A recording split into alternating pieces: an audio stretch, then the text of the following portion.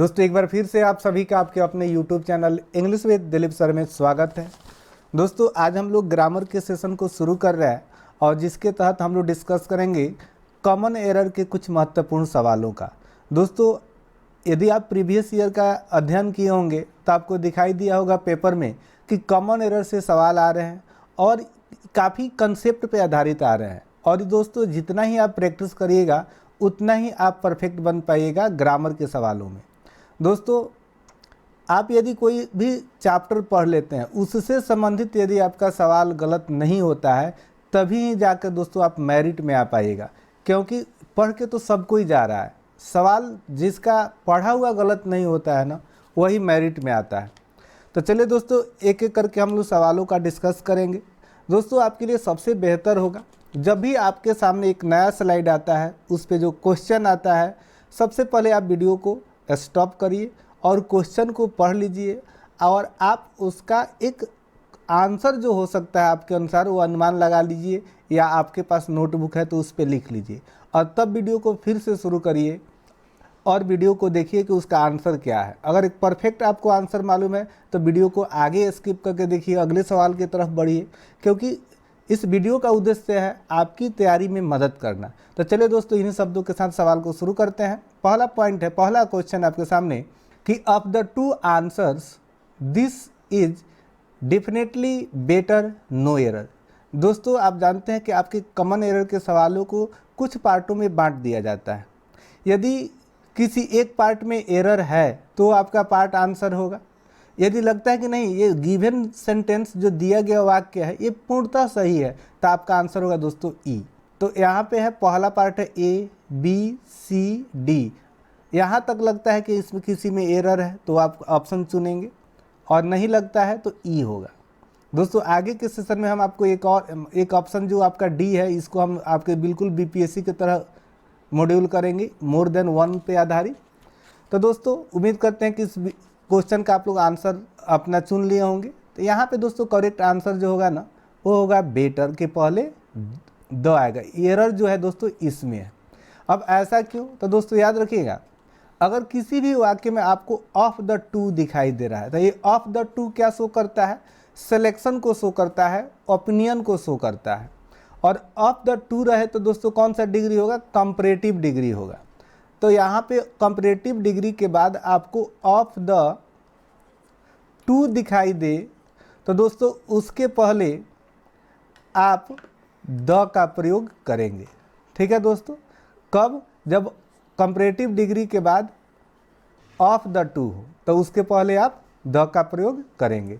अब दोस्तों ये कहीं दूसरी जगह भी लिखा जा सकता है, जैसे यहाँ पे लिख दिया गया है शुरू में ही, लेकिन ये बेटर किसके लिए है? दो के लिए आता है ना। तो यहाँ पे चॉइस की बात है, सिलेक्शन की बात है, इसलिए इस बेटर के पहले द आता है।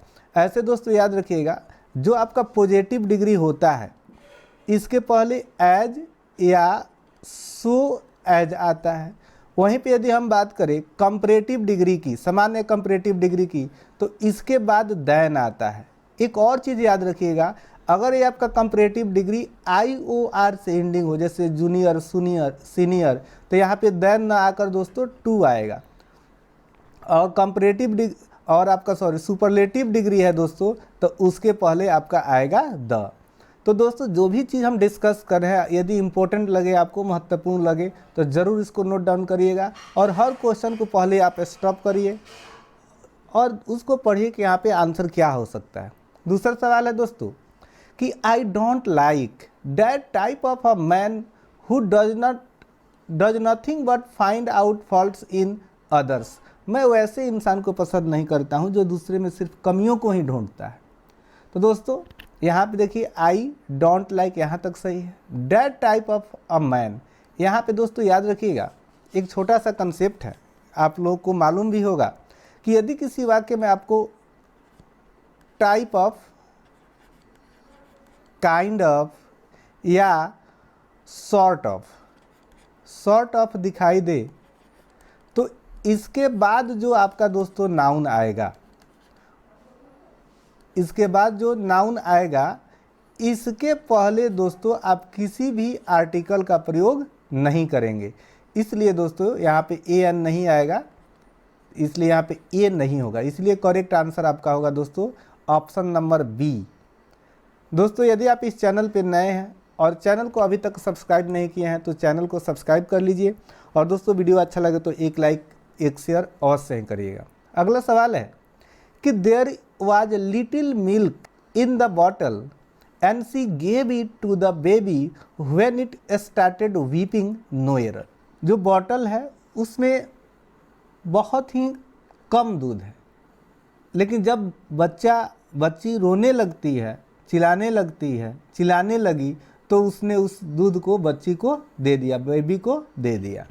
अब दोस्तों यहाँ पे लिटिल एक वर्ड दिखाई दे रहा है, तो लिटिल, अ लिटिल और द लिटिल से संबंधित दोस्तों सवाल आपकी परीक्षा में अक्सर पूछे जाते हैं। तो दोस्तों इस पे आधारित मैं एक बहुत ही डिटेल वीडियो अपलोड कर चुका हूँ, कोशिश करेंगे कि उसका लिंक इस वीडियो में हम दे दें, आपके लिए बहुत ही हेल्पफुल रहेगा दोस्तों, याद रखिएगा। दोस्तों ये जो ये लिटिल जो दिखाई दे रहा है ना, ये निगेटिव मीनिंग को कन्वे करता है, और यहाँ पे थोड़ा सा दूध का भाव है, इसलिए दोस्तों यहाँ पे द लिटिल का प्रयोग होगा। ये जो लिटिल लिखा है यहाँ पे द लिटिल का प्रयोग होगा, इसलिए जो आपका एरर वाला पार्ट है दोस्तों ऑप्शन नंबर ए है। दोस्तों आपसे रिक्वेस्ट है, यदि आप अपने तैयारी के प्रति सीरियस हैं तो सबसे पहले वीडियो को स्टॉप करिए, क्वेश्चन को पढ़िए, अपना आंसर चुन लीजिए और then start the video and match your answer. अगला सवाल है कि although he is my bosom friend, हालांकि वह मेरा बोजम फ्रेंड है, गहरा मित्र है, I cannot ask him for money without any vividly reason. उम्मीद करते हैं दोस्तों इस सवाल को आप पढ़ चुके होंगे, समझ चुके होंगे। दोस्तों जो एरर वाला पार्ट है ना, वो है आपका रीजन के पहले विविडली। दोस्तों एक छोटा सा और सवाल है, ये ग्रामर की भाषा में यहाँ पे जो वर्ड आपको विविडली दिखाई दे रहा है ये क्या है और इसे क्या होना चाहिए। दोस्तों रीजन आपका नाउन है, और नाउन के पहले यदि कोई वर्ड आए तो वर्ड यदि नाउन भी होगा ना तो एडजेक्टिव का काम करता है। किसका काम करता है? एडजेक्टिव का। और ly एंडिंग जो वर्ड जनरली एडवर्ब होते हैं, क्या होते हैं दोस्तों? एडवर्ब होते हैं। इसलिए जो गिवन वर्ड है ना, ये विविडली ना होकर विविड होना चाहिए, VIVID, तब जाके दोस्तों बनेगा ये एडजेक्टिव। तो नाउन के पहले एडवर्ब नहीं एडजेक्टिव आता है, क्योंकि नाउन या प्रोनाउन की विशेषता बताने वाला शब्द जो होता है एडजेक्टिव होता है। अगला सवाल है कि दे आर वेरी सीनियर, वे बहुत ही सीनियर है टू मी, मुझसे। I dare not play a joke on them, इसलिए मैं उन लोगों से मजाक नहीं कर सकता हूँ। दोस्तों जल्दी से क्वेश्चन को पढ़ लीजिए, उम्मीद करते हैं देख लिए होंगे दोस्तों आप लोग। यहाँ पे दोस्तों वेरी नहीं होगा, क्यों नहीं होगा? दोस्तों एक और छोटा सा सवाल है, ये जो सीनियर आपको वर्ड दिखाई दे रहा है यह किस डिग्री में है? तो दोस्तों अगर आप दूसरे या तीसरे क्वेश्चन को ध्यान से सुने होंगे तो हम आपको बताए थे, यदि कंपैरेटिव डिग्री की एंडिंग IOR से हो तो उसके बाद टू आता है। देखिए यहाँ पे टू है, सही है, लेकिन कंपैरेटिव डिग्री के पहले दोस्तों वेरी नहीं आता है। याद रखिएगा कि कंपैरेटिव डिग्री के पहले वेरी नहीं आता है, ठीक है दोस्तों। वेरी जब भी आएगा ना, याद रखिएगा पॉजिटिव डिग्री के पहले वेरी आता है। पॉजिटिव डिग्री के पहले क्या आएगा दोस्तों? आपका वेरी आता है, इसको नोट डाउन कर लीजिएगा। पॉजिटिव डिग्री के पहले वेरी। वहीं पे यदि हम बात करें कंपैरेटिव डिग्री की तो दोस्तों यहाँ पे आपका आएगा मच, और सीनियर क्या है दोस्तों? कंपैरेटिव डिग्री है, तो इस वेरी के स्थान पे दोस्तों आपका क्या यूज होना चाहिए? मच। जैसे दो एग्जांपल्स देख लीजिए, अगर हम कहें सी इज वेरी गुड, तब गुड क्या है? यहाँ पे पॉजिटिव डिग्री है। फिर हम कहें she is much better than you, तो देखिए यहाँ पे बेटर कंपैरेटिव डिग्री हो गया, इसके पहले मच आएगा। यहाँ पे दोस्तों आप वेरी नहीं लिख सकते हैं, और मस्ट का प्रयोग दोस्तों हम सुपरलेटिव डिग्री के पहले करते हैं। दोस्तों ज़रूर कमेंट करके बताइएगा कि ये सेशन आपको कैसा लग रहा है, क्या इस सेशन को आगे मुझे कंटिन्यू करना चाहिए, क्योंकि अभी तक हम इंग्लिश लिटरेचर पे ही सेशन लेते थे, लेकिन हम सोच रहे हैं कि ग्रामर के भी कुछ महत्वपूर्ण टॉपिक का डिस्कशन किया जाए।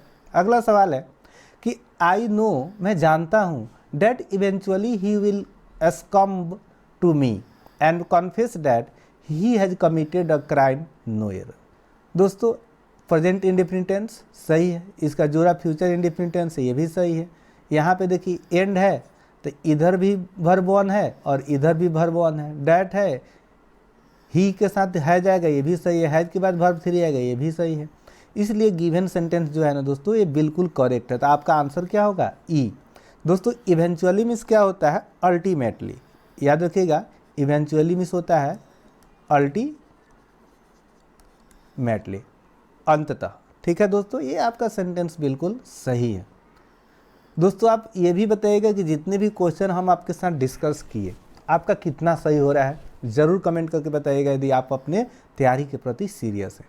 अगला सवाल बहुत ही इंपॉर्टेंट है दोस्तों। एक और बात आपसे हम बता दें, ये जितने भी क्वेश्चन मैं आपके साथ डिस्कस कर रहा हूँ ना, ये किसी न किसी एग्जाम में पूछे गए हैं। तो इसलिए जो भी रूल्स है ना, आपके लिए बहुत इंपॉर्टेंट है। और इस क्वेश्चन के डिस्कशन के साथ जो मैं आपके साथ एडिशनल पॉइंट्स का डिस्कशन कर रहा हूँ ना, वही आपको प्रूव बनाएगा। अगला सवाल है कि hardly had the speaker finished speaking. मुश्किल से ही स्पीकर जो था ना, अपनी बारी को समाप्त ही किया था। Then the light went out, तभी बिजली चली गई। And there was an uproar in the hall. तो दोस्तों आप लोग पढ़े होंगे हार्डली या स्कार्सली, इन दोनों का हिंदी होता है मुश्किल से, कठिनाई से। तो इसका जो जोड़ा बनता है वो या तो वेन होता है या बिफोर होता है। याद रखिएगा, या तो वेन या बिफोर। इसलिए दोस्तों यहाँ पे आप देन का प्रयोग नहीं करेंगे, तो करेक्ट आंसर आपका ऑप्शन नंबर बी में ही है, एरर। इसके अलावा एक और याद रखिएगा, नो सूनर का जोड़ा क्या बनेगा दोस्तों? देन। ठीक है दोस्तों। और नाइदर का जोड़ा बनता है दोस्तों नॉर। नॉट ओनली का जोड़ा बनता है बट ऑल्सो। ठीक है दोस्तों, चलिए आगे बढ़ते हैं। अगला सवाल है कि no sooner did he find out any solution to the problem when another problem appeared.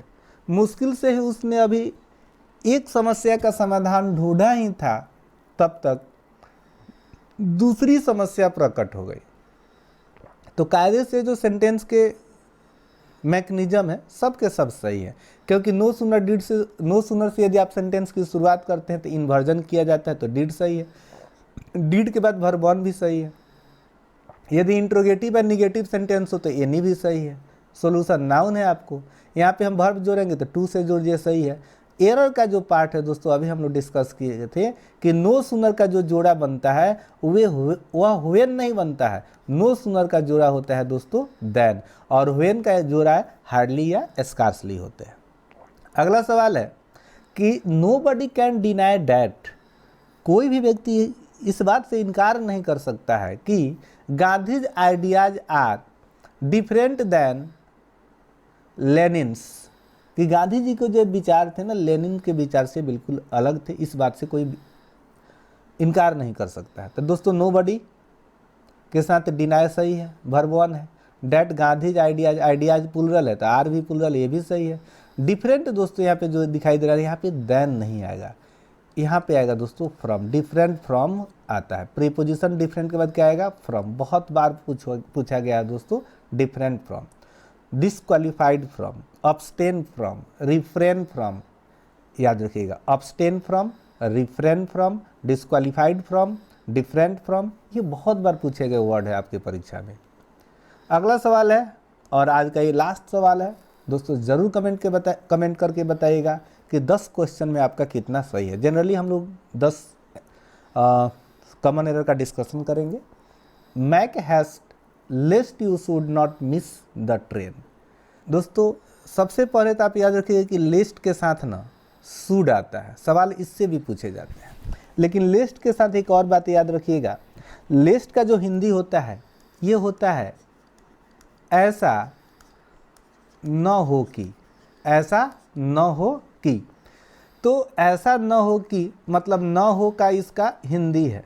मतलब ये जो वर्ड है ना, ये खुद ही निगेटिव मीनिंग को कन्वे करता है, इसलिए इसके बाद आप किसी भी निगेटिव वर्ड का प्रयोग नहीं कर सकते हैं। इसलिए यहाँ जो आपको नॉट दिखाई दे रहा है दोस्तों ये गलत है। तो आपका 10th का करेक्ट आंसर होगा ऑप्शन नंबर सी। तो दोस्तों एक छोटे से वीडियो में हम लोग कुछ महत्वपूर्ण पॉइंट का डिस्कशन किए हैं। उम्मीद करते हैं कि ये सेशन आपके तैयारी में बहुत ही मदद करेगा। दोस्तों कमेंट करके ज़रूर बताइएगा कि आउट ऑफ 10 आपका कितना सही है। तो दोस्तों इस सेशन में इतना ही। चलिए मिलते हैं एक नए सेशन में कुछ नए कॉन्सेप्ट के साथ। Thank you for watching this video till the end.